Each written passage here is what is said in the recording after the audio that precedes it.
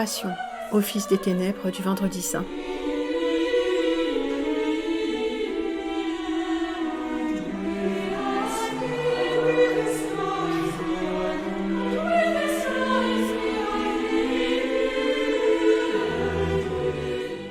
Alors, chers amis, en cette vigile de Vendredi Saint, je pensais vous proposer un petit cours de remise à niveau en culture biblique et évangélique, en liturgie catholique.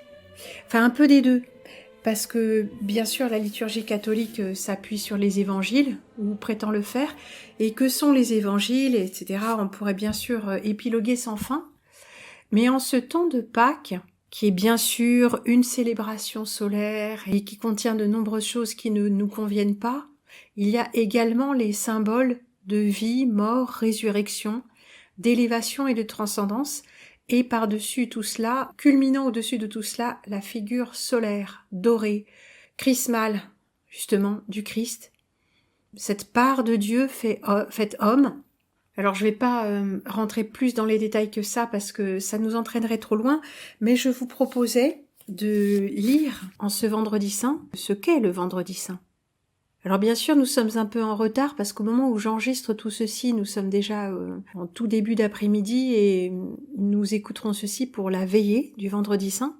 Enfin, pour ceux que le vocabulaire religieux et le sens religieux même ne rebutent pas. Et je vous proposais de vous faire une lecture, non pas la lecture de l'Évangile parce qu'il faudrait lire les 4, quoique. Ici récemment, j'ai retrouvé au grenier un petit fascicule, l'Évangile selon saint Luc. Luc, la lumière, Lucifer. Hein. Juste celui-là, édition de Maretsou. Maretsou, ça vous dit sans doute quelque chose. Évangile selon saint Luc, traduction nouvelle par les moines de Maretsou. Tiens, commençons par l'introduction et après je poursuivrai ma propre introduction. Le mot évangile signifie bonne nouvelle. Oui, pour ceux qui ne le sauraient pas, hein. Comme baptisé signifie immerger ou plonger. Le mot évangile signifie bonne nouvelle. Il désigne donc l'annonce faite au monde du salut apporté sur la terre par Jésus-Christ. Ce terme désigne en outre les écrits dans lesquels les apôtres ou leurs contemporains ont consigné, sous l'inspiration divine, les principaux événements de la vie de Jésus ainsi que le résumé de ses enseignements. Saint Luc, auteur du 3e évangile, n'était pas l'un des 12 apôtres, mais fut le compagnon de saint Paul durant ses voyages missionnaires. Donc après les récits qui sont consignés justement dans cet évangile entre autres. Il entreprit de faire un récit de la vie de Jésus qu'il composa d'après les documents écrits par des témoins oculaires. Dans la suite, il continua ce récit par celui des événements qui eurent lieu entre la résurrection de Jésus et la captivité de saint Paul à Rome. Cet écrit a pour titre « Les actes des apôtres ». Il semble bien que l'évangile de saint Luc ait été composé entre les années 60 et 70 de notre ère, soit 30 ans environ après la mort de Jésus. Alors ça, la communauté scientifique n'est pas forcément d'accord là-dessus, mais là, il n'est pas question de scientifiques, il est question de croyants. Mais ce que j'ai trouvé, ici, c'est ce missel. Un missel à l'usage des jeunes, et qui est un fort beau livre. Ça, c'est l'édition de 1960. Ah, c'est amusant. Société d'édition Claude, comme l'empereur romain. 1 rue Jeanne d'Arc, sans commentaire. Sèvres, la manufacture de Sèvres et le bleu de Sèvres. Entre parenthèses, S-E-O, Seine-et-Oise. Ouais, la Seine-et-Oise, c'était l'un des départements autour de Paris. La page de garde, avec ses gravures. Qu'ont-ils choisi ? Aimez-vous les uns les autres comme je vous ai aimés. Si donc, venant présenter votre offrande à l'autel, vous vous rappelez que votre prochain a une raison de vous garder rancune, allez d'abord vous réconcilier avec lui, puis venez présenter à Dieu votre offrande. Ça, c'est tiré de l'Évangile. Alors nous allons lire ce qui concerne Pâques. Et nous allons jeter un petit coup d'œil à ces signets qui se trouvaient justement dans ce missel. Jésus, heureux celui qui entend votre voix et vient à vous avec amour. Ça, c'est un extrait de la Sainte Seine. Et c'est la communion solennelle, on ne sait pas, teinturier, on ne sait pas, le 31 mai 1936. Il y a pas mal d'images pieuses de 1936, notamment une très belle, celle-ci, sur papier gaufré. Oui, il y a un effet gaufré, avec une dorure même, des découpages autour. Enfin, c'est les gens qui faisaient les photos aussi, ils avaient des massicots pour faire ce genre de choses, très beau. Dieu se donne lui-même après avoir tout donné. Quelle beauté, hein? Et c'est le Christ lui-même qui donne la communion avec l'hostie. Comme si en face du Christ, il y avait vraiment besoin de ça. Mais bon. Et c'était fait par des imprimeurs. Regardez Janine Pinault. Et c'est imprimé, hein. Très beau. Celle-ci, elle est somptueuse. 1936 aussi. À Jésus par Marie. Ô Marie, préparez mon cœur pour recevoir dignement la Sainte Eucharistie. Marie avec ses attributs, les lys. Jésus tenant lui-même le Saint Graal, hein, si j'ose dire. Donc ça, ce sont des souvenirs de première communion. Geneviève André de Presles. Alors on lit Gérilly, mais c'est Sérilly, ça doit être une erreur. Hein. C'est imprimé, hein, recto verso, mais c'est superbe. Alors bien sûr, c'est le verso qui était imprimé spécialement à la demande. Ô petit Jésus, gardez-moi bien à vous. Là, on a toutes les auto-publications Boisse-le-Bel, 5P, 5771, impression en France. Bah, c'est moche. Sur les autres, on n'a pas ça. Enfin, pas toutes. Hein. Première communion, chapelle de la Visitation, juin 63, Gérard Birou. Ça, c'est imprimé, c'est joli. Hein. La Visitation, c'est à Moulins. C'est très beau. Hein. Ah bah maintenant on fait plus faire les communions, première communion en plus, dans des cadres aussi beaux, hein, c'est expédié à la va-vite, enfin tout est laid même dans l'église. Une chapelle adjacente, moderne, toute pourrie avec une moquette dégueulasse, hein, et des néons, ouais. Au pied du Sacré-Cœur, j'ai prié pour vous. Heureux celui dont le cœur de Jésus se servira pour établir son règne. Sainte Marguerite Marie. Maison Boisse-le-Bel, c'est toujours les mêmes, à Paris, hein. Madeleine Ducouchant. En 34.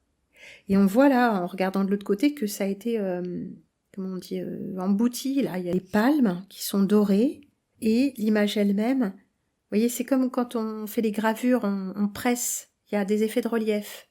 Et le papier lui-même est vergé, veiné. Très très beau. Ah, ça c'est adorable. Un cygne qui nourrit ses petits. Non, une cigogne blanche. Très adorable. Au-dessus de la terre boule avec ses méridiens. Ça alors, j'ai donné ma chair pour la vie du monde. Ah, printed in Italy. Zut. Martine Ophélie, confirmation, 23 mars 1962. Là, c'est tapé à la machine. Signe des temps, hein, involution. Quant à celle-ci, elle est superbe, c'est une photo. Ça doit être imprimé par procédé photographique ou type photographique parce que ça, c'est mal fixé. D'ailleurs, le décor qu'on voit au fond, on ne voit quasiment pas, mais il y a une fenêtre vitrail, une croisée avec vitrail dans le fond. Le rayon qui arrive sur le visage très féminin quand même du Christ, on ne le voit quasiment pas. Ça a été, c'est le procédé de fixation qui a été mal fait et ça a continué à noircir. Le papier argentique, barité, a continué à noircir. Jeanne Bergerat, 17 mai 1936. Superbe, là c'est superbe. Et c'est Jésus lui-même, lors de la communion, qui offre l'hostie, les yeux au ciel, les yeux vers le Père. Celle-ci, elle est amusante, à plus d'un titre. Le cerf qui brame en hurlant « j'ai soif ». Un cerf, c'est plutôt un symbole de virilité. Et regardez, qu'est-ce qui coule de la croix. En fait, il en coule de l'eau de vie. Mais on dirait en fait un phallus avec les testicules en bas et le haut du phallus en haut qui arrive à la croisée de la croix. C'est un petit peu obscène. Cette croix rouge, enfin c'est un peu obscène. Alors le cerf, il hurle « j'ai soif ». Alors je retourne et c'est la communion solennelle de Jacques Boivin. « Bah t'as soif, le cerf ?»« Ah bah bois le vin !» C'est drôle quand même, non ? Non, ils l'ont pas fait exprès, puisque ça, c'est imprimé en série, quoi. J'ai soif. Nous en avons encore quelques-unes, vraiment images pieuses. Hein.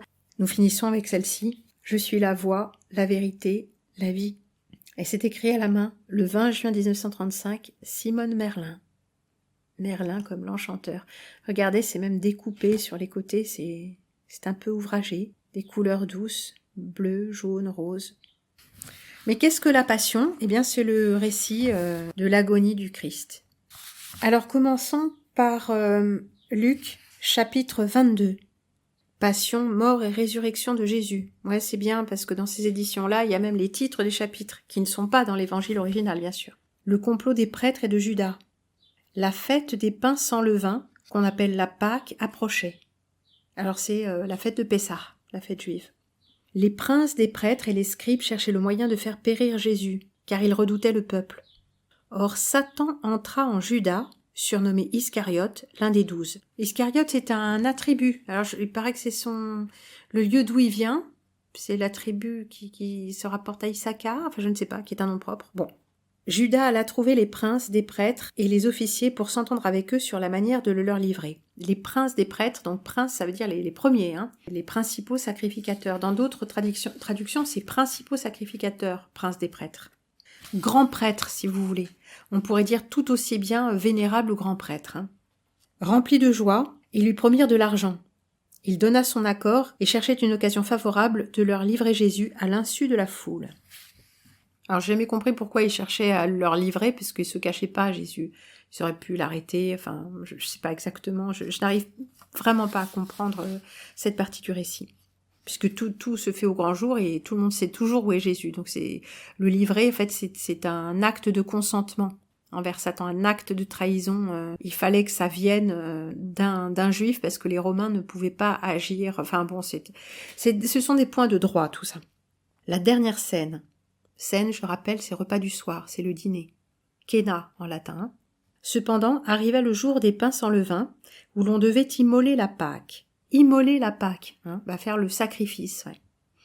Jésus envoya Pierre et Jean. Allez, dit-il, nous préparer le repas de Pâques. Alors, immoler la Pâque, nous avions une petite note. La Pâque, ça signifie l'agneau pascal. Ouais, parce que pascal, c'est l'adjectif qui se rapporte à Pâques. Donc, immoler la Pâque, c'est-à-dire tuer l'agneau, égorger l'agneau, l'éviscérer, donner les viscères au temple et repartir avec son agneau. Ouais, c'est des bouchers, en fait, c'est pas des prêtres. Ça vous rappelle sans doute... Bon, allez préparer le repas de Pâques. Ils lui dirent, où voulez-vous que nous le préparions? Ah, ils disent vous, là, dans cette traduction-là, ils disent vous à Jésus. Il répondit, en entrant en ville, vous rencontrerez un homme portant une cruche d'eau. Alors, c'est là. Donc, Rox Ocker nous avait expliqué, enfin ça vient sans doute pas de lui, mais que le fait de porter de l'eau, les porteurs d'eau étaient traditionnellement des femmes, surtout quand il s'agit d'une cruche. Si c'est des porteurs d'eau avec des grosses tonnes à eau, c'est sans doute des hommes, mais si c'est une cruche, c'est une femme. Et là, il est question, c'est de l'ésotérisme, il s'agit du signe du Verseau. L'annonce du signe du Verseau, quelque chose, c'est assez symbolique, tout ça c'est codé. Donc une cruche d'eau, suivez-le dans la maison où il entrera, et vous direz au maître de la maison, le maître vous fait demander, où est la salle où je puis manger la Pâque avec mes disciples? Oui, parce qu'apparemment, à l'instar des frères mendiants, ils n'ont pas de maison à eux. Bah oui, parce qu'il vient de Nazareth, donc lui, il n'habite pas à Jérusalem, il est itinérant. Il vous montrera une grande salle meublée. Préparez-y ce qu'il faut. Ils s'en allèrent et trouvèrent tout comme Jésus le leur avait dit, et ils préparèrent la Pâque. Donc ils doivent aller faire immoler un agneau, certainement. Peut-être, mais s'ils n'ont pas d'argent et s'ils n'ont pas d'agneau, peut-être on leur fait des dons, je ne sais pas. Quand l'heure fut venue, Jésus se mit à table et les apôtres avec lui. Il leur dit, « J'ai désiré ardemment de manger cette Pâque avec vous avant de souffrir, car je vous le déclare, je ne la mangerai plus jusqu'à ce qu'elle soit accomplie dans le royaume de Dieu. » Et prenant une coupe, il rendit grâce. Donc rendre grâce, je vais vous la faire, c'est le bénédicité de la liturgie juive, ça dit « Béni sois-tu l'Éternel, roi du monde, qui a créé le fruit de la vigne. » Baruch atah Adonai Eloheinu melech haolam borei peri hagfen. Ce à quoi on répond « Amen ». Donc il rend grâce et il dit « Prenez cette coupe et partagez-la entre vous, car je vous le déclare, je ne boirai plus du fruit de la vigne. » Donc le fruit de la vigne, ce sont les mots mêmes de la prière, jusqu'à ce que le royaume de Dieu soit venu.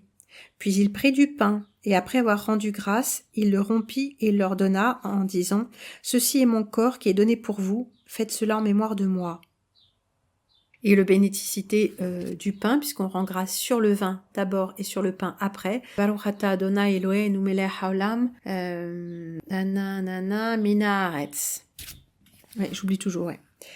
Et il prit de même la coupe après le souper en disant « Cette coupe est la nouvelle alliance en mon sang qui est répandue pour vous. » Alors, l'alliance, ça se réfère à la circoncision. Brit Mila, c'est alliance de sang. Donc là, ce n'est plus... S'il est question de sang, et qu'il est fait référence au sang, c'est que dans l'Ancien Testament, constamment, il est fait référence au sang. Donc lui est un initié, j'allais dire, un circoncis du 8e jour, comme ça nous est dit dans la tradition et les évangiles. La circoncision de Jésus, c'est le 1er janvier, c'est au 8e jour. C'est partout dans la tradition. Bien. Et on en a de nombreuses représentations. Les images que j'avais choisies pour mon émission Circoncision sont des tableaux classiques de la circoncision de Jésus. Donc lui, il a fait les frais de l'alliance de sang. Et quand il dit nouvelle alliance, ça implique que l'alliance de sang, donc la circoncision, est caduque. C'est ça que ça veut dire. Donc cette coupe est la nouvelle alliance en mon sang qui est répandue pour vous. Cependant, voyez, la main de celui qui me trahit est avec moi à cette table. Le Fils de l'homme va selon son destin, mais malheur à l'homme par qui il est trahi. Et les disciples se demandaient les uns les autres quel était celui d'entre eux qui ferait cela. Bien, je passe l'agonie de Jésus, son arrestation. Il sortit, selon sa coutume, il se rendit sur le mont des Oliviers, suivi de ses disciples. Quand il y fut arrivé, il leur dit « Priez afin de ne point tomber en tentation ». Puis il s'éloigna à la distance d'un jet de pierre. Il se mit à genoux et fit cette prière. « Père, si vous le voulez, éloignez de moi ce calice. Toutefois, que votre volonté soit faite et non la mienne. » Donc le calice de la passion, hein, boire la coupe en entier. Hein. Alors un ange lui apparut du ciel pour le fortifier. Il entra en agonie, sa prière se fit plus instante et sa sueur devint comme des gouttes de sang qui coulaient jusqu'à la terre. Après avoir prié, il se leva et vint vers les disciples qu'il trouva endormis de tristesse. Endormis de tristesse, hein. Il leur dit « Pourquoi dormez-vous ? Levez-vous et priez afin de ne point tomber en tentation. » Et là, il parlait encore qu'une troupe de gens parut, et celui des 12 qu'on appelait Judas marchait à sa tête. Il s'approcha de Jésus pour le baiser, donc lui donner un baiser, hein. Mais oui aussi, oui, par le fait. Jésus lui dit, Judas, c'est par un baiser que tu trahis le Fils de l'homme. Et ce baiser de Judas, c'est une expression qui vient de l'Évangile. On a ça, hein, le baiser de la mort, le baiser de Judas dans la tradition de la mafia, ouais, paraît-il. Il se donne un baiser sur la bouche. Et là, nous voyons Giotto, la Cappella dei Scrovegni, que j'ai eu la chance de visiter à Padoue. Le baiser de Judas. À quoi reconnaît-on que c'est Judas? Il lui donne un baiser. Il y a les lances, vous voyez, de la Légion romaine, enfin la Légion, la d'écurie, sans doute venue arrêter Jésus. Et vous verrez, à quoi reconnaît-on Judas sur les tableaux et les représentations? Il est toujours en jaune, la couleur de l'infamie. Oui, une couleur spécifique. Bah oui, le jaune vous rappellera sans doute quelque chose. L'étoile jaune qui n'est qu'une redite de la rouelle d'infamie qu'on trouvait au Moyen-Âge, ouais, quoi que soit le Moyen-Âge, qui était une espèce de disque jaune que les Juifs devaient porter. Donc voilà, ils le saisirent et l'emmenèrent, le conduisirent chez le grand prêtre. Ah ben là c'est écrit grand prêtre, hein. Pierre suivait de loin, le reniement de Saint-Pierre, tout ça je vais pas tout vous faire bien sûr, mais il le frappe.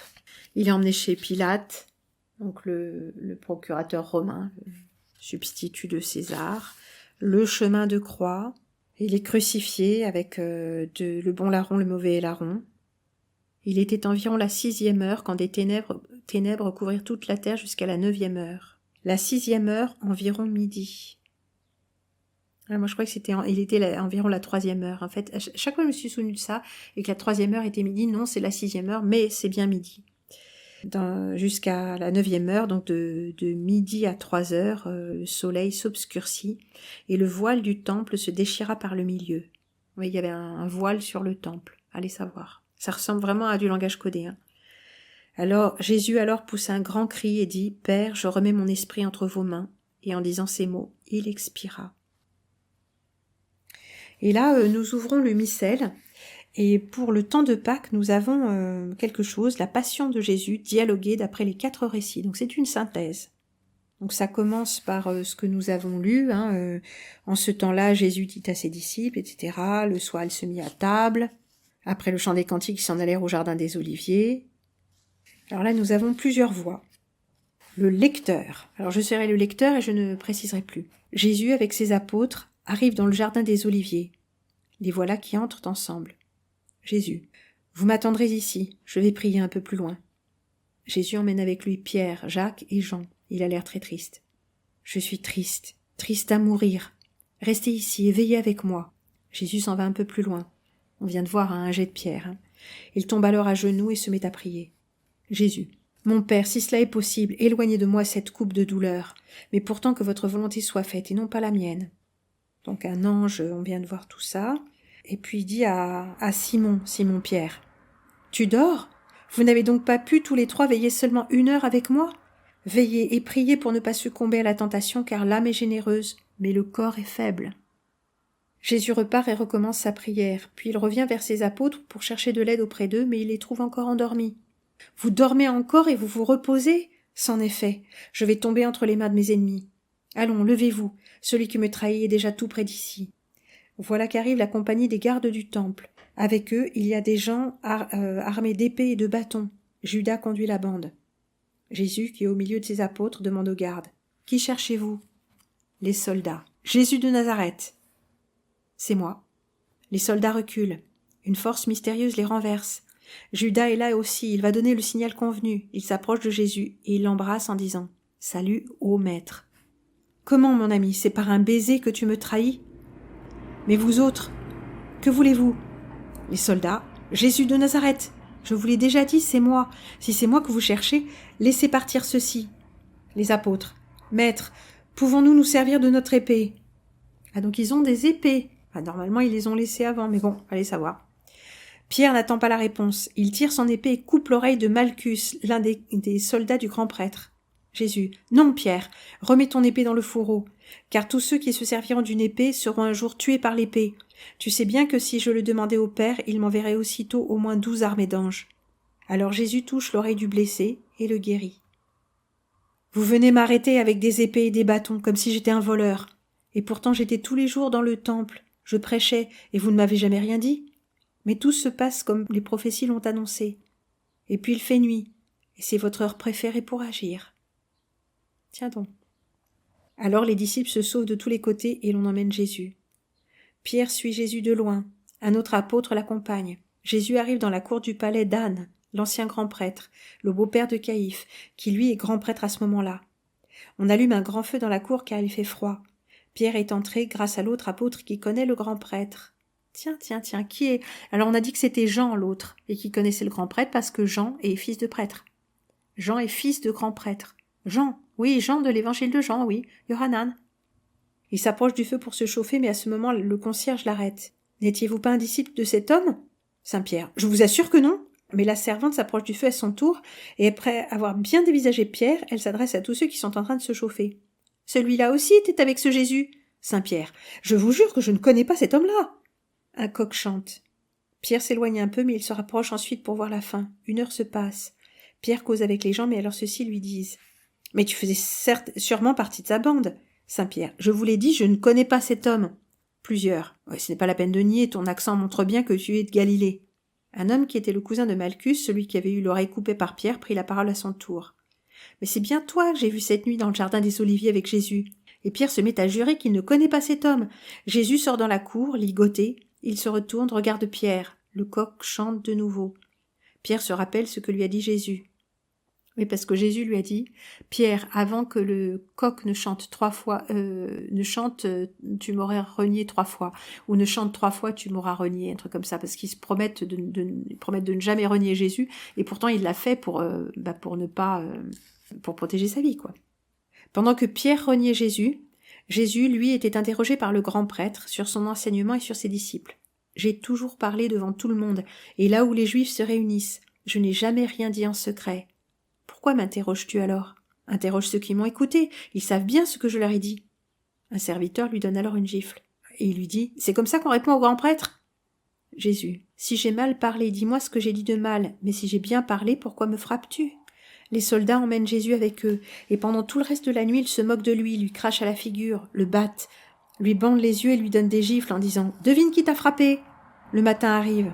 On le reconduit au tribunal et ses ennemis cherchent un moyen de le faire mourir. On fait venir des faux témoins, mais ils ne peuvent pas arriver à s'entendre pour dire la même chose. Enfin, il y en a 2 qui se présentent. Les 2 faux témoins.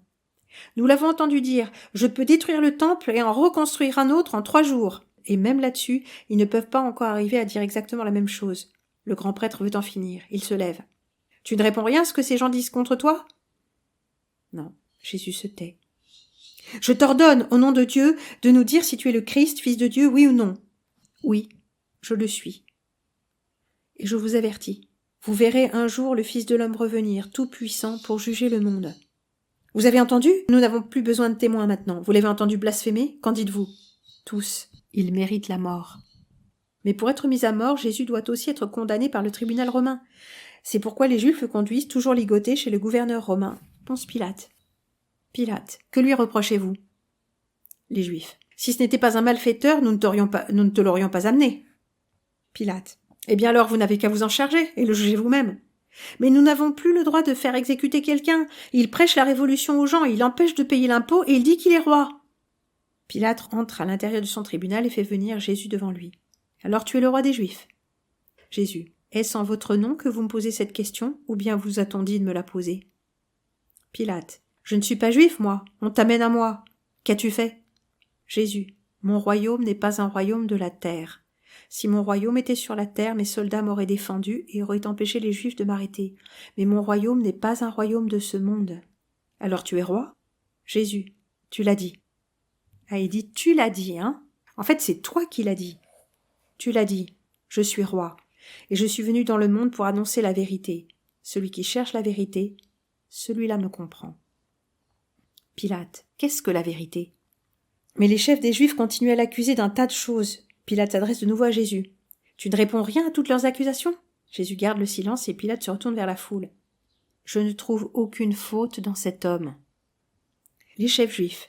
Mais il a mis le trouble partout, depuis la Galilée où elle a commencé à prêcher jusqu'à la Judée. Ah, c'est un Galiléen. Alors conduisez-le à Hérode. Hérode, c'était le prince régnant en Galilée qui était venu à Jérusalem pour les fêtes de la Pâque. Le tétrarque de Galilée, Hérode. Celui qui avait fait décapiter Saint Jean-Baptiste. Ça, c'est moi qui ajoute. Hérode est content. Depuis longtemps, il voulait voir Jésus, car il en avait beaucoup entendu parler et il espérait lui voir faire un miracle. Il lui pose de nombreuses questions, mais Jésus garde le silence pendant que ses ennemis, de leur côté, continuent à l'accuser. Et oui, on ne discute pas avec Satan ou avec ses émissaires, hein. On ne discute pas. Hérode et ses soldats se moquent de lui. Puis Hérode lui fait mettre le bandeau blanc que l'on mettait aux fous et le renvoie à Pilate. Et voilà que ces deux hommes qui s'en voulaient à mort autrefois redeviennent amis. Et de nouveau, Pilate essaie de parlementer avec les ennemis de Jésus et la foule excitée. Pilate. Au moment de la fête de Pâques, j'ai l'habitude de délivrer le prisonnier que vous avez choisi. Qui voulez-vous que je délivre aujourd'hui? Jésus ou Barabbas? Jésus n'a rien fait qui mérite la mort. Je vais donc le délivrer. Ouais, Pilate, il était pro Jésus, hein, la foule. Non, pas Jésus, mais Barabbas. Ce Barabbas était un assassin que l'on avait arrêté dans une révolte. Pilate ne sait plus que faire. Il espérait par ce moyen délivrer Jésus, car il le savait innocent. Alors que faut-il que je fasse de Jésus?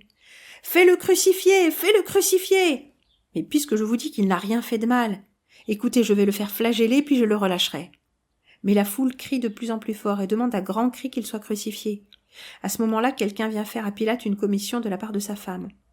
La femme de Pilate, c'est Procula, et elle aussi, elle était secrètement chrétienne, hein. Enfin, chrétienne avant l'heure. La servante. Votre femme vous fait dire. Ne fais rien contre cet innocent, car cette nuit j'ai beaucoup souffert dans un rêve à cause de lui. Pilate ordonne de flageller Jésus.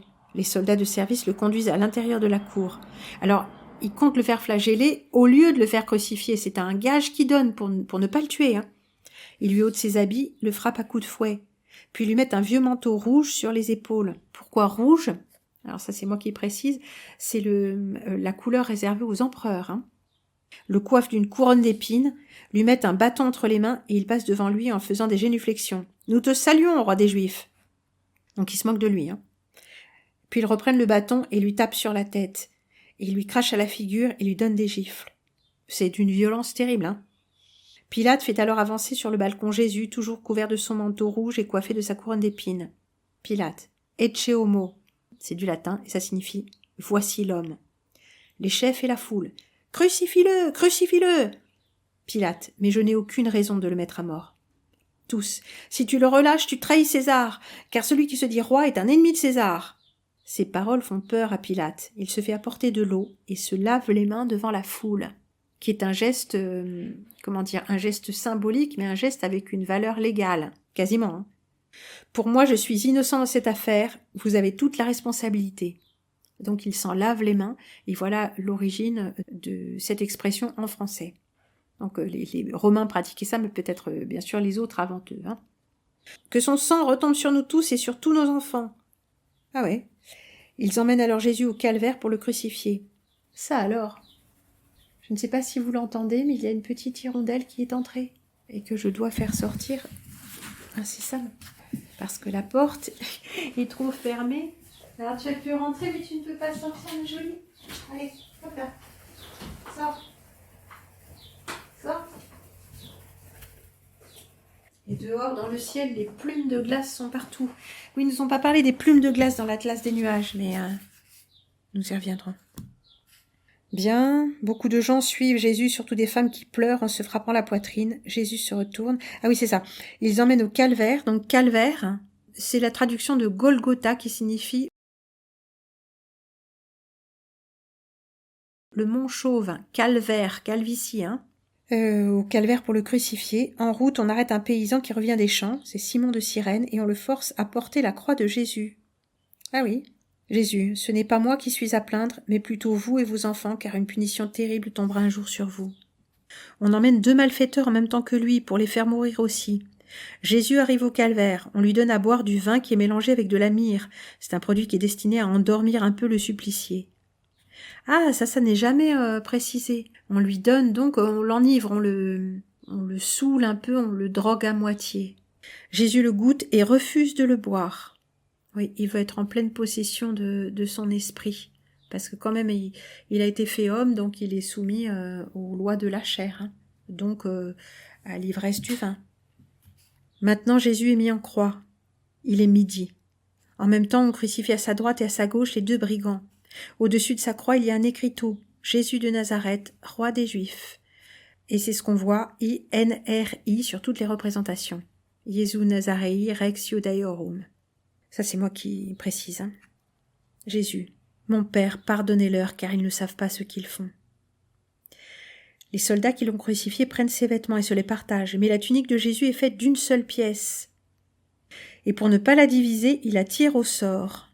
Je ne sais pas, il y a un truc avec un vêtement fait d'une seule pièce. Ah oui, j'imagine aussi que ça doit être un tissu qui est lâche, tissé à la maison sur des métiers rudimentaires. Et si on coupe, tout se débine. Il y a des choses comme ça, très très pratico-pratiques dans l'Évangile, qui ont donné lieu à tout un tas d'exégèses qui sont en fait tout simplement déconnectés du réel, qui est très simple. Alors, il la tire au sort sans se douter qu'une vieille prophétie a jadis annoncé ce qu'ils font là. Ils se sont partagés mes vêtements, dit-elle, et ils ont tiré ma tunique au sort. Près de la croix, il y a la mère de Jésus et une parente, Marie, femme de Cléophas, et Marie-Madeleine. Jésus a vu sa mère près d'elle et Saint Jean, son disciple préféré. Jésus, mère, voici ton fils. Et de la tête, il montre à la Sainte Vierge Saint Jean. Puis il tourne la tête vers Saint Jean. Jean, voici ta mère. Et à partir de ce jour-là, la maison de Saint Jean devint la maison de la Sainte Vierge Marie. Bon, il n'est pas encore Saint Jean et il n'est pas encore Sainte Vierge Marie, bien sûr.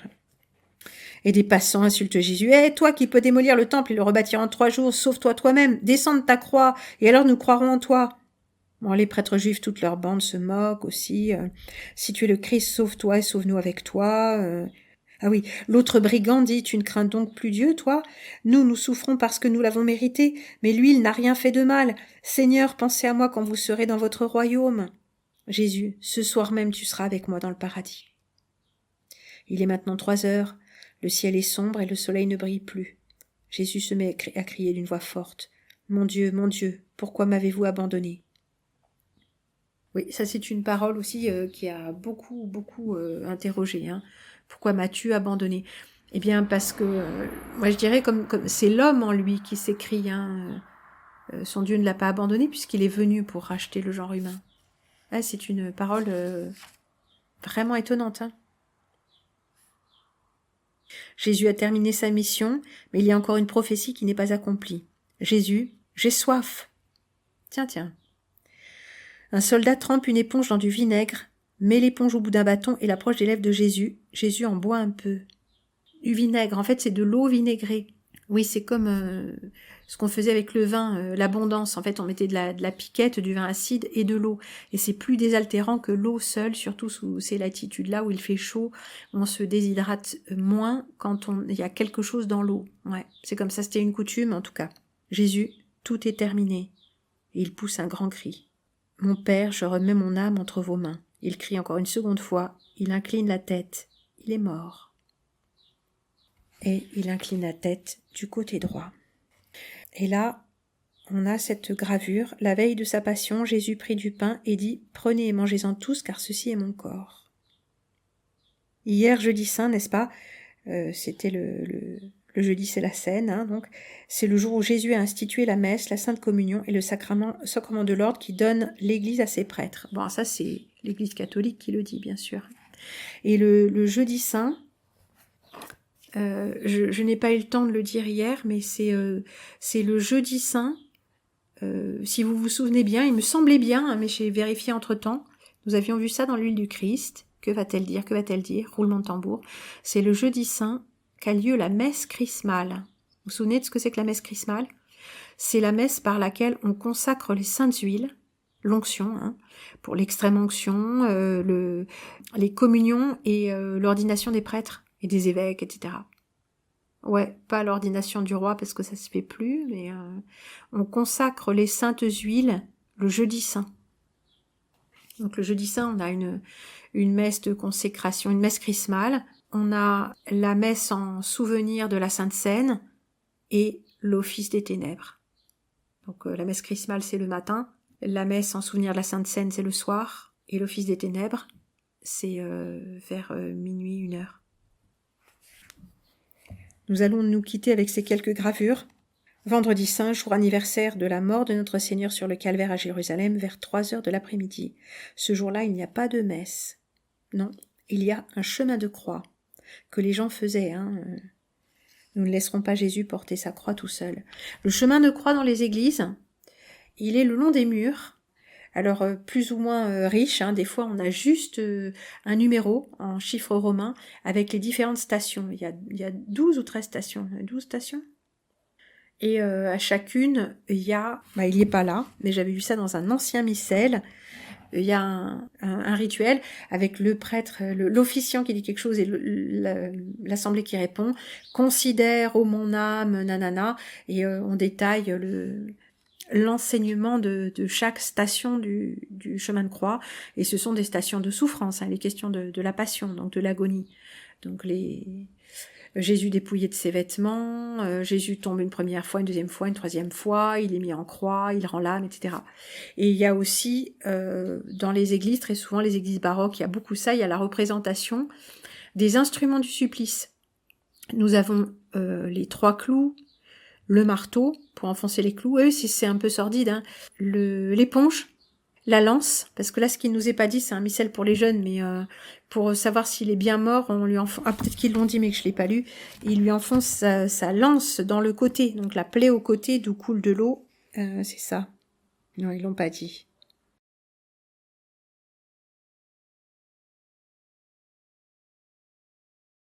Mais la terre tremble, les rochers se fendent, des tombeaux s'ouvrent, et de saints hommes qui étaient morts et ensevelis ressuscitent et apparaissent à des gens de Jérusalem. Le centurion, donc l'officier qui a surveillé l'exécution, est terrifié. Et il dit, c'était bien le Fils de Dieu. Bon alors, lui, les Romains, ils sont polythéistes, limite païens, limite, ouais, c'est ça. Donc ils sont assez prêts, assez enclins à rencontrer un mec qui serait le Fils de Dieu ou le Fils d'un Dieu. C'est pour eux, c'est pas forcément... c'est pas encore très défini tout ça. En tout cas, voici ce chemin de croix. Nous ne laisserons pas Jésus porter sa croix tout seul. Et page suivante, ce sera le samedi saint, mais j'anticipe un peu car nous ne rouvrirons pas le missel. Jésus est ressuscité comme il l'avait prédit. Et là, nous avons les saintes femmes qui voient le tombeau ouvert. Rouler à tombeau ouvert, ouais. Nous terminerons avec cette petite exergue encadrée. Un vrai chrétien, c'est un homme libre. Tout en capital, Point d'exclamation. L'apôtre Saint Jacques nous déclare en effet « La loi de Dieu fait de nous des hommes libres parce qu'elle nous libère de l'esclavage de nos vices, du péché et du démon. » Ainsi soit-il. Oui, ainsi soit-il et non pas Amen. Car Amen est un mot dont l'étymologie devrait être vraiment questionnée. Et dont certains bons auteurs nous disent qu'il s'agit d'un mot égyptien, quoi que soit l'Égypte. donc d'occultisme, Amenhotep, etc. Donc à chaque fois qu'on dit toutes ces paroles de l'évangile, les plus belles paroles, les prières les plus justes et les plus chrétiennes et qu'on ajoute Amen derrière, eh bien tout ça est récupéré par ces forces sombres, franc-maçonnerie de rite égyptien, etc. Donc tous ces cultes à mystère et toutes ces horreurs. Donc il faut dire tout simplement « ainsi soit-il ». Et en latin, je ne sais pas, je chercherai parce que les traditionalistes de ce fait finissent par « Amen ». Dans le Messie de Handel, nous avons l'Amen final, bien sûr, c'est très beau.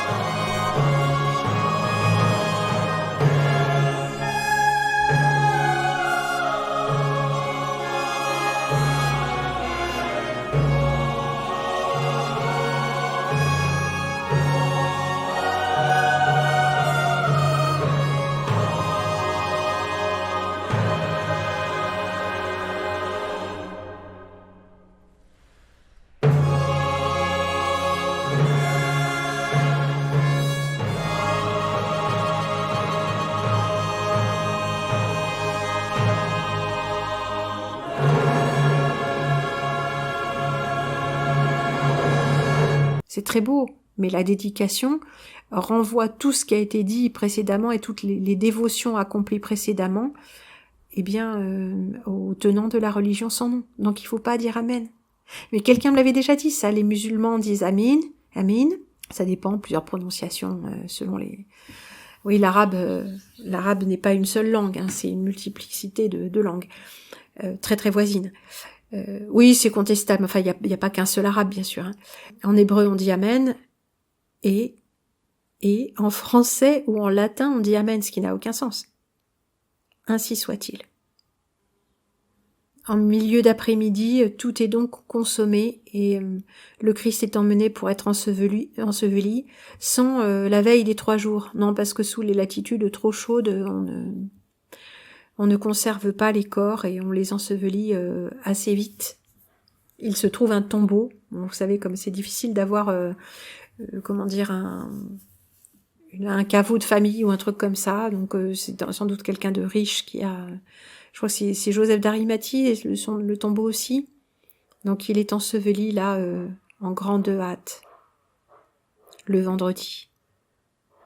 Et ce n'est que lamentation, tristesse, désolation et deuil.